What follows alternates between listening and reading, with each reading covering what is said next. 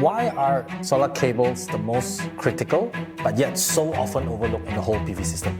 You have the toxicity. How much toxic gas is created while there is a fire? So toxic gas is usually what kills people. It's not the flame, because normally when you have a fire, You can see the fire. you can see the fire, but the people, they die a long time before the flame reaches them. I'm quite sure, if people talk about components, especially in the whole PV systems, Studer cables being spec'd into the system, then the first thing people think about is costs.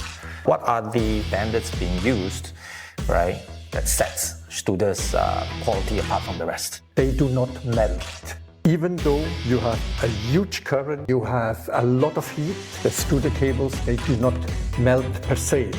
What makes Studer special is that so that is one of the aspects where we believe we go much further.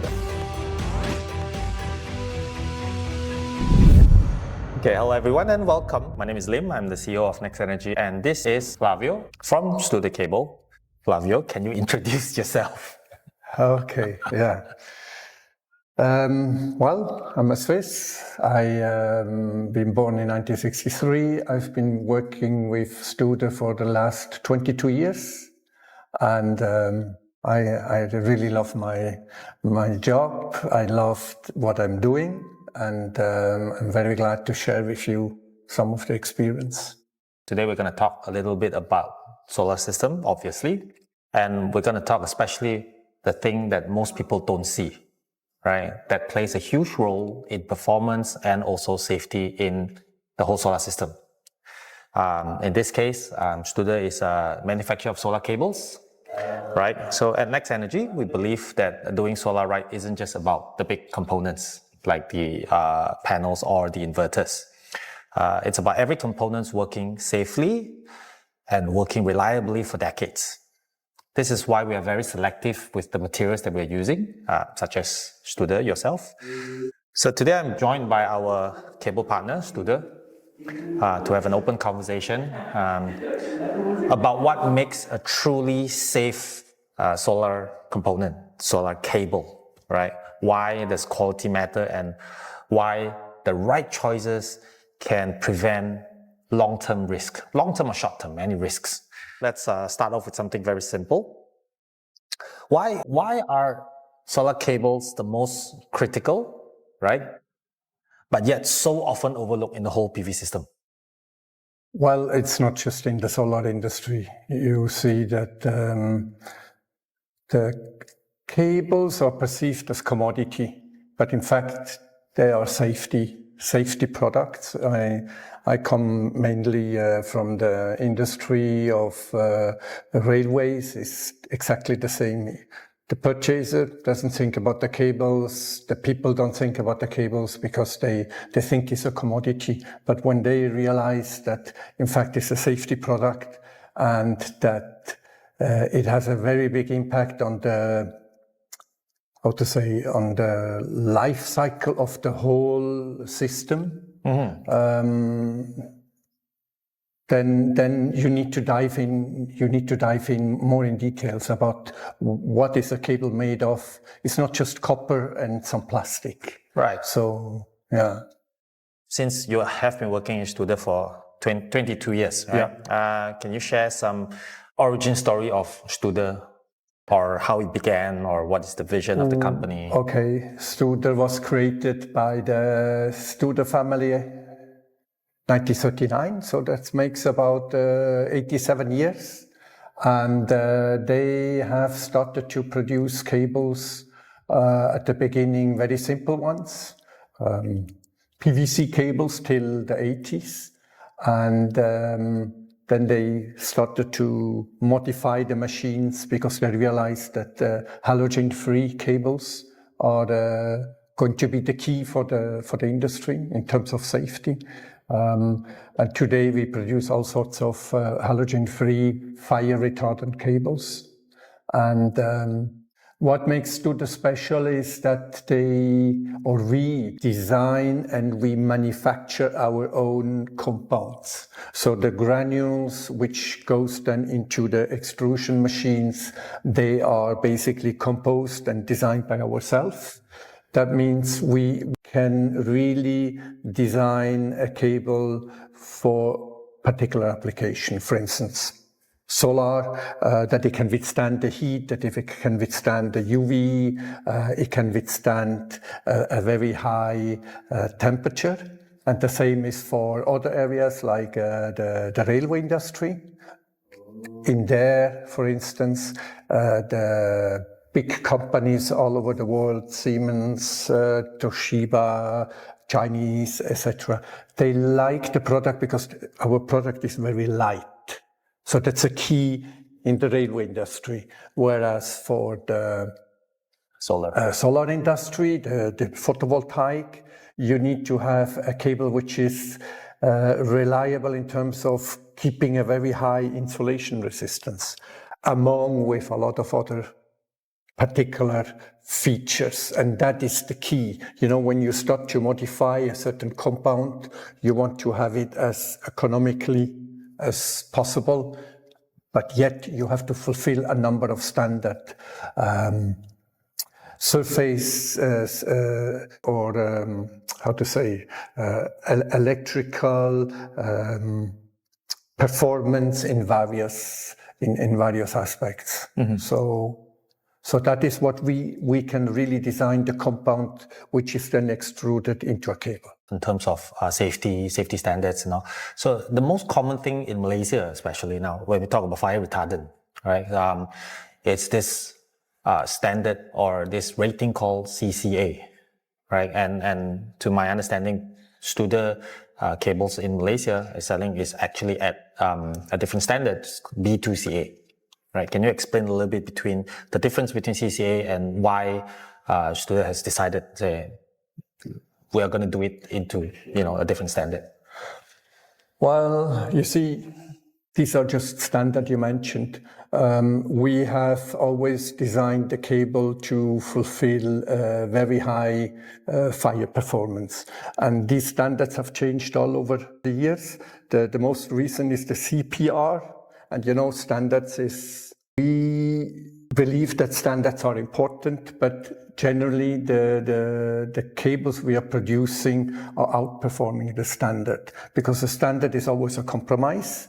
And this most recent standard, the CPR, which is in Europe, it's mainly for building and industrial application, was suddenly kind of popped up because we were used to EN standard and IEC standard, and then suddenly this standard comes up, and we did have to modify our compounds slightly to adhere to those things. And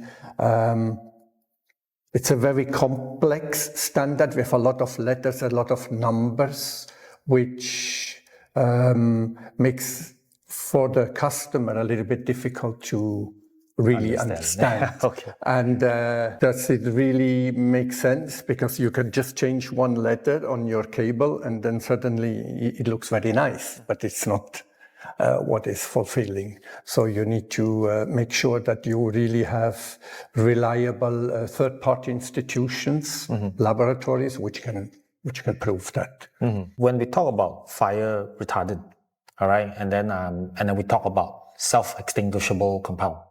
Most CCA rated cables will say that, you know, this is possible, right? But then how does it make Studer's cable different from, you know, like when you say cables are made above the industry standard, all right?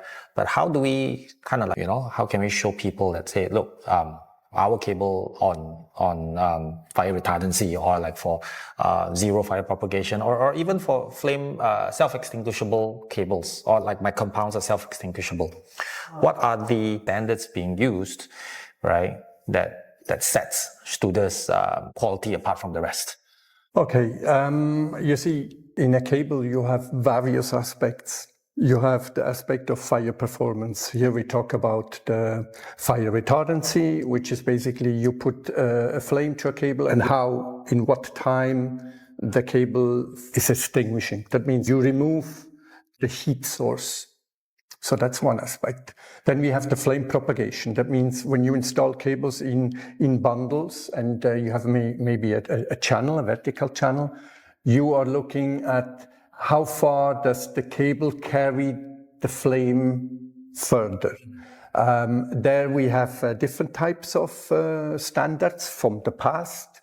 One, there is firing up, then you have standards where there is just a lot of heat generated. Okay, so these are two things. But then it goes further. You have, for instance, the corrosivity. You have the toxicity. So that means how much toxic gas is created while there is a fire. So toxic gas is usually what kills people. It's not the flame, because normally when you have a fire... You can see the fire.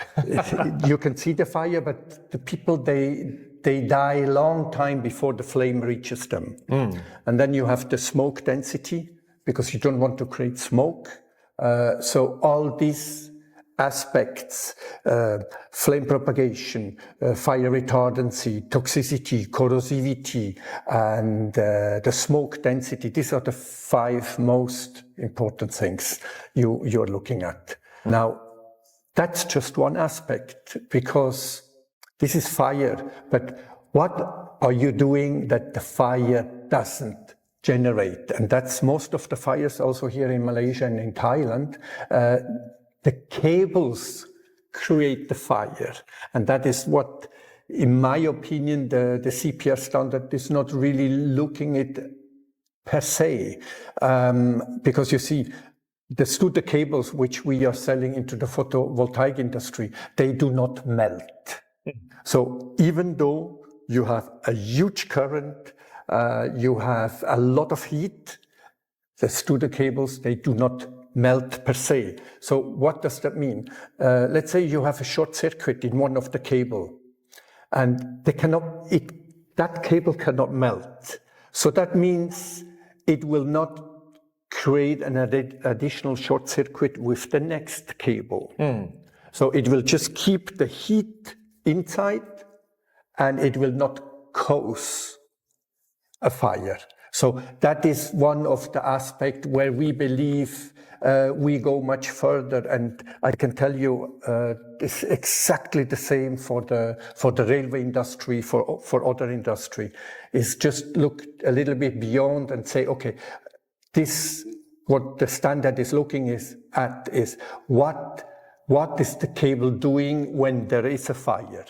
Now, what we believe we should also teach the people is to see that cable can cause fires, and in most of the application, very often, it's the cable which causes a fire. And that is the aspect, and here we are applying a special technology. We are doing the physical cross-linking with beta rays. That means we are, after the cable is finished, we are treating the cable with, you can imagine like a laser. So we are basically influencing on the microscopic level the molecular chains so they cannot break up. So that is one aspect which we believe that is superior. So is your crosslink technology proprietary to Studer? No. Now, in fact, we have not invented the cross-linking. It's just that the Studer families in the 80s realized that when you do halogen-free material, you extrude cables, we realized that this technology would give additional features. And in some industry, it is just because it makes the product smaller, like I explained before, and in some other industry it's really purely to make the product as such that it cannot create an additional fire. Right.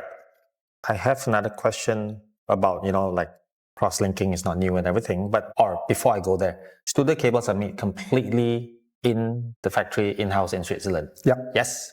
Okay. Why, in today's day and age, with the economical pressure, with everything in terms of, I think it's a global thing where price is one of the main factors in any decision making in businesses. Studer have not outsourced the manufacturing of its cable to anywhere else. Is that correct? Why is that so?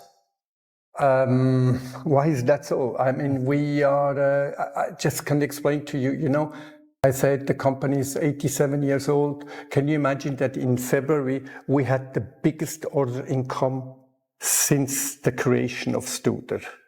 And that is despite recession, despite looming crisis everywhere. The cable manufacturing is not very labor intensive. That's number one. You can have 2, 3, 4 extrusion line, and you can run 2 extrusion line with 1 personnel. So we are running 3 shifts, and we are really producing these cables. So it doesn't take a lot of manpower.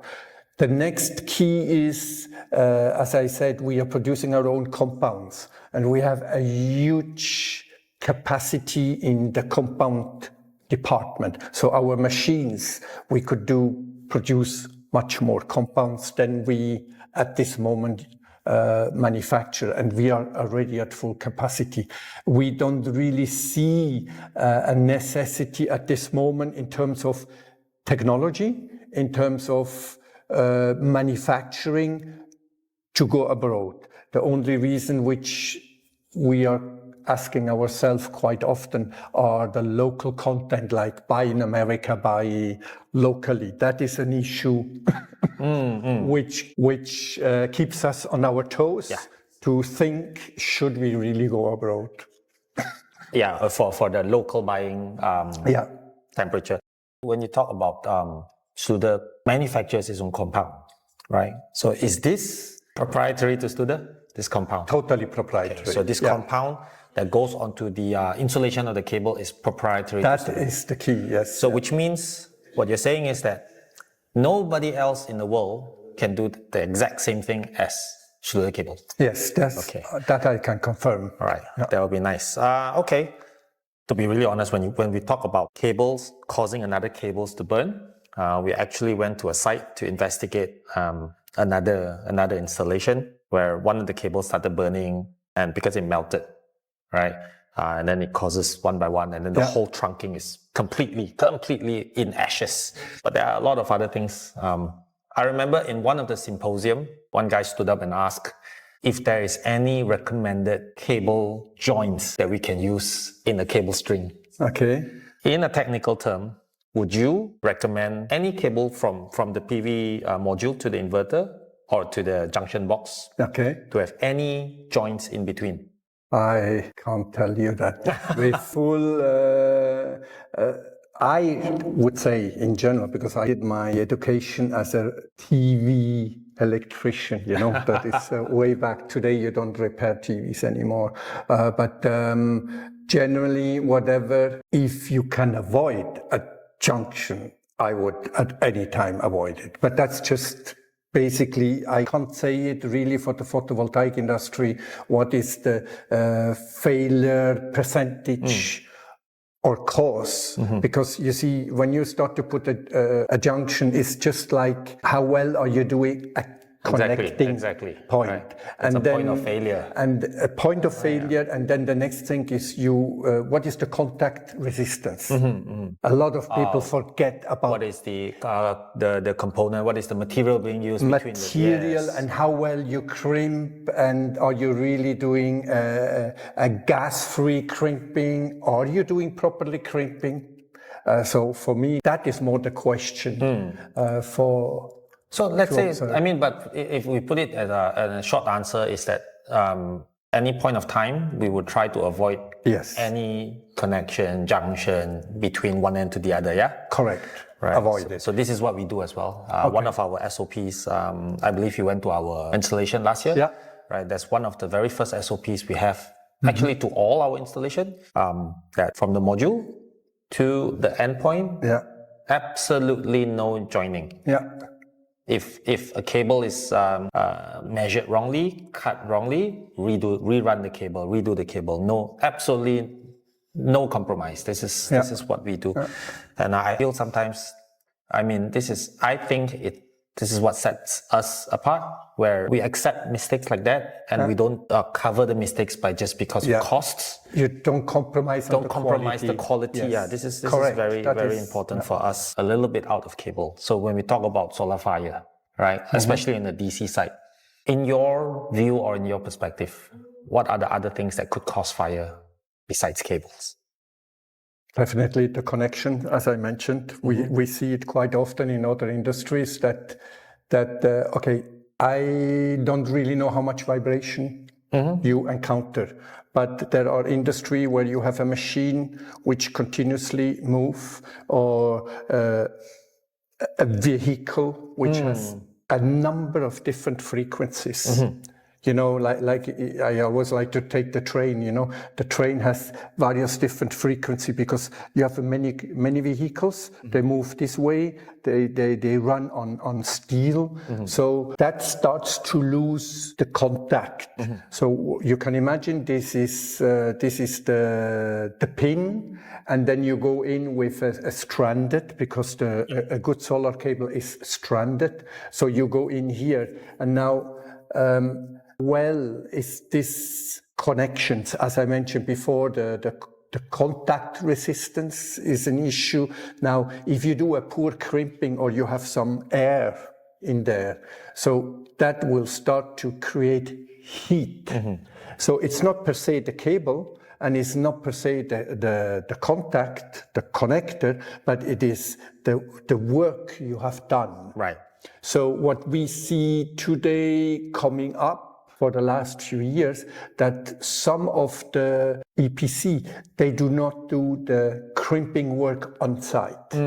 They do it, we call it the harnessing. They do it in the factory under controlled conditions as much as possible, because there you have no external factors, yeah? Yeah, you have no external factors, you don't have dirt, you have a relatively convenient environment for the laborer, and you can do it under very controlled conditions. So it's, to answer once again, long story, it's not just the cable, it is how you work, how you lay, how many cables you lay. Do you leave space to convect the heat away? Because when you run current, you create heat. And one of the key issue is, how do you get the heat away? It's not just the cable, but it's the whole installation. Yes. When we talk about cables being installed in the system, so you mentioned something about how many cables are being run in the same trunking. Is there a standard, whether or not it's by IEC or EU or by Studer, that X amount of cable must have X amount of space? As I understood that, I think the standard stops at 20, if I'm not wrong. 20%? No. 20 cables. 20 cable, because you see, you need to calculate. Right now I do a study for, I'm asked to do a study for a Korean company, and they are running quite some big cables. This is, you can imagine, we are talking about 150 square. Okay. And they put 4 cables in a duct, like this, really 4, 2 on top of the others. And they realize that because it's running in a duct which has no air circulation, that most likely these 4 cables are too small. So it is not just the number of cables, it's the size and how you group them, because if you put the cables, let's say the 4, with a certain distance beside each other, that has a very big impact on the current load. Now, if you put them bundled, they will influence themselves much more. And then we have, they are in a duct, so that means the heat cannot get out after a while. So there is what we call THC. It's the time the time behavior of the current or the heat, the thermal time constant. How much time does it take the heat to reach the outside of the duct. of the insulation? Of the insulation. And then you have the next one. So the way you install it is important. And then, of course, how big is the duct? I think that is what you meant with percentage. Yes, yes. In the most industrial application I'm aware of, we say you should not go over 60% load factor. Yes, okay. That means the duct, if you consider the duct be 100%, you should not fill it more than 60%. I'm not quite sure how it is handled in the photovoltaic in general. Mm-hmm. I couldn't tell you what is the percentage, but from the industrial side, we know never go over 60. I don't know. Do you have we have an in-house standard? Yes, we have an in-house standard that we do not go over 40. Wow. So we have 60% air and 40% cable. Because we understand that, when we draw, it's cross-sectional, the cables are being put in a perfect manner. Okay. In an installation, the cables will be not in a perfect manner. Yep. Right? So it will take up more space and stuff like that. So in order for us to adhere to some safety standards, so we put down SOPs to have more air gaps and less load factor. Wow. Because we come to a point where the cables have to come into a turn and everything, right? Then all these places or a bend, all these places will cause a lot of issues if the load factor is high. Yep. Right, which we also saw some cases where failure point starts at that. So we in-house we make sure that these are the things that we can adhere to, so that especially all the. I mean, you've seen our installation. Yeah. You open it up. Yeah. Yeah. Right. Very impressed. Some people would say, this costs. They're all costs. Yes, I agree. They're all costs. Anybody in business will look for profit, right? But to me, everybody in business will also want to sleep nicely at night. When I answer a call, it's for a friendly chat like that, not to visit the site. I think, you see, the one thing you mentioned now is the cost. But if you have such a clean installation, you can be sure that you have a higher efficiency on the end. Mm-hmm.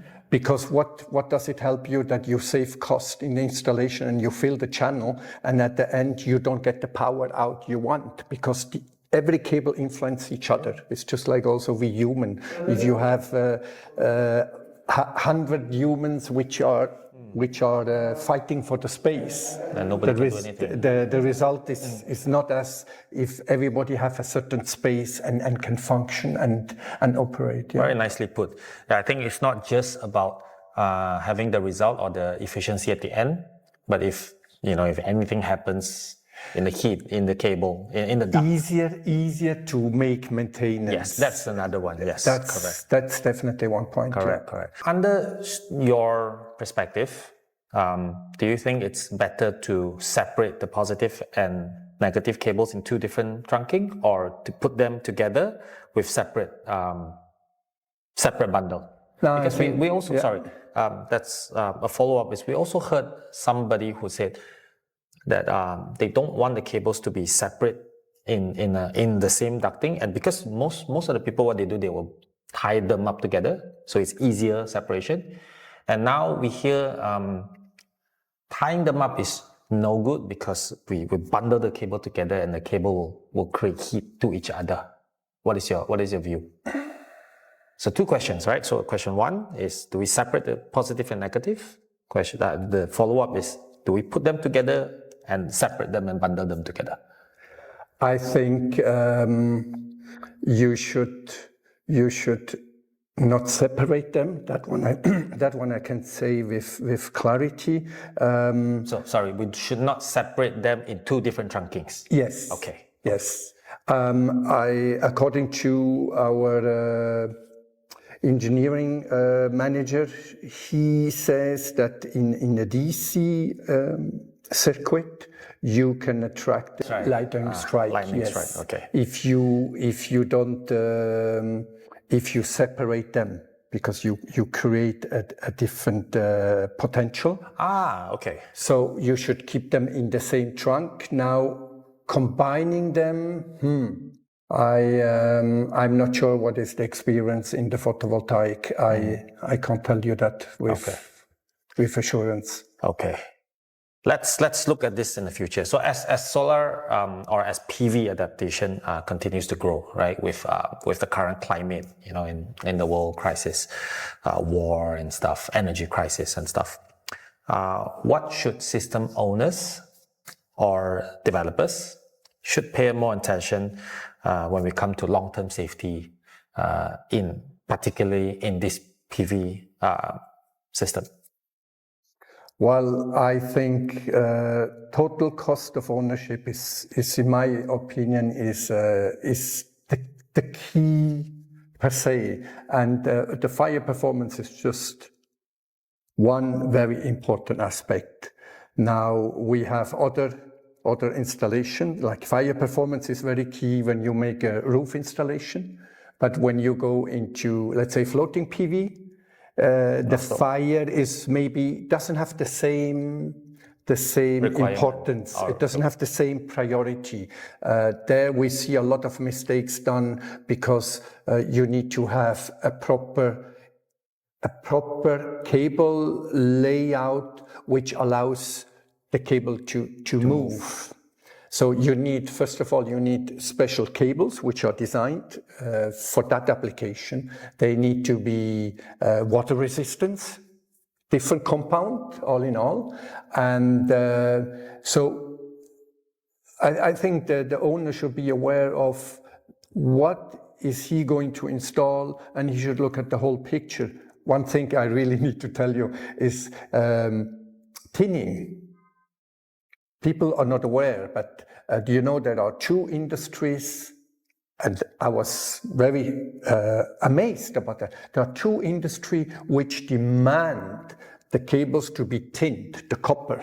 Do you know why? No. Okay, so the tin, you can imagine, copper and plastic, they hate each other. Mm-hmm. When you run current through copper, the copper starts to emit ions, copper ions. And these copper ions, it's like kung fu, they hit the plastic insulation. So these two guys don't like each other. So what we do? We put a thin layer over the copper. Every strand? Every strand. So the complete copper conductor is tinned, and normally I get the answer, this is done because of soldering. No, we don't solder PV cables. It's because of corrosion. No, there is no corrosion per se. The thin layer is a barrier that the copper ions cannot go and destroy the plastic, because that is in fact one of the biggest aging factor in cables. It's the copper ion. That's why a cable after a while gets brittle. Well, of course, it's also the heat, but it's the copper ion starting to cut these long chain molecules and make the material less flexible and start to break up. So the tin is the buffer. And the tin, if you go after 10, 15 years and you open up a PV cable, you will see that the tin has disappeared. So it has been consumed. Now, what we observe a lot is that people don't really tin properly. We at Studio, we put a relatively thick layer on it. That's why when we make the Arrhenius we use to assess the aging performance of a cable, we see that the Arrhenius performance or the temperature index of our cables is much, much higher. That means long lifetime. So that is also an aspect which the owner should look at. The quality of the cable, and it's not just the color, it's also how much tin, for instance, is on. Nobody talks about tin. People don't like to talk about it because then you expose what you're doing. So as I said, coming back, total cost of ownership means you need to understand what you're doing. You need to find somebody who can really consult you properly and give you a proper idea. And then, of course, efficiency is the key. Why would you spend a little bit more for a good cable if you don't get out some return? And the return is longer lifetime, no failure, low risk in terms of fire, in terms of breaking, because on a floating PV, you install a cheap cable which will break up after 2 or 3 years. We have seen it here in Malaysia as well. So that is what I would recommend. Like in every industry, there's a learning curve. And those who don't just want to go for the quick bucks, but want to go for the safe, long, and steady production of power, of energy, I think they will realize that a little bit more expenditure on a good cable will save you a lot of cost on the long term. I think what makes us really happy, or what makes us really proud to say that, because I'm quite sure, if people talk about components, especially in the whole PV systems, then especially people in the industry, right? When they see that we are that Studer cables are being spec'd into the system, then the first thing people think about is costs, right? But sometimes I feel this one-time thing should be, relatively low in the whole systems, probably a couple of percent. But it gives us a lot of clarity. It gives us a lot of peace of mind in terms of safety, in terms of longevity of the systems, in terms of fire safety. Because let's be real, DC fire is very common around the world. Yeah, and what we see on the internet is just that those that are reported, right? We also see a lot that is not reported. So, hidden away, yeah. Very quickly covered by the installers, by the owners, for example. Even in Malaysia, our fire and safety department has come up with a lot of guidelines, but no guideline has talked about all these things, such as fill factor, such as cable integrity, such as standards, such as compound. No, nothing. Which we are, but it's okay, because even though it's not in the guideline, we want to, like yourself, like Studer, we do better than the industry standard, so that we can be more, we can be sure that the systems are installed, in a safer manner, that it's more long lasting for the customer or even for ourselves, which comes to a point, I sometimes feel that, like you say, that learning curve thing, we are now at the very bottom of the learning curve. Would you agree? Yeah. All right. And now we just need to be we need to be firm in our belief that we must do things the right way, not to cut any corners, right? With that, I think then we can walk or we can move in a very long distance. Would you agree? Any closing remark that you want to do? Well, I just wish you, of course, you as a person, and also your company to have much more success. I'm very impressed the way you do it, and this is the right way, and that's also for us. 87 years, still producing, so to speak, a commodity, and people think, how can you sell cable? I mean, we are selling our cables to Japan, to Korea, to China, to Malaysia, obviously, Indonesia, America, everywhere. People, friends of mine say, how is it possible that you can sell cables all over the world? Well, it is possible because we believe in quality and we believe in added value. Because if we can provide you added value and you know how to apply that, then you for sure will save money and you will make your own profit. So I'm quite happy to find a company here as well who really believes that keep on digging, keep on believing in good faith. It's some kind of a good faith, and that the good things live long and live good, yeah. All right. Thank you, Thank Flavio. So thank you, everybody. This is Flavio from Switzerland, and it's a very nice chit chat. I'm very inspired. I'm very inspired to have a sit down with Flavio. And once again, thank you very much. Thank you, everyone. Thank you.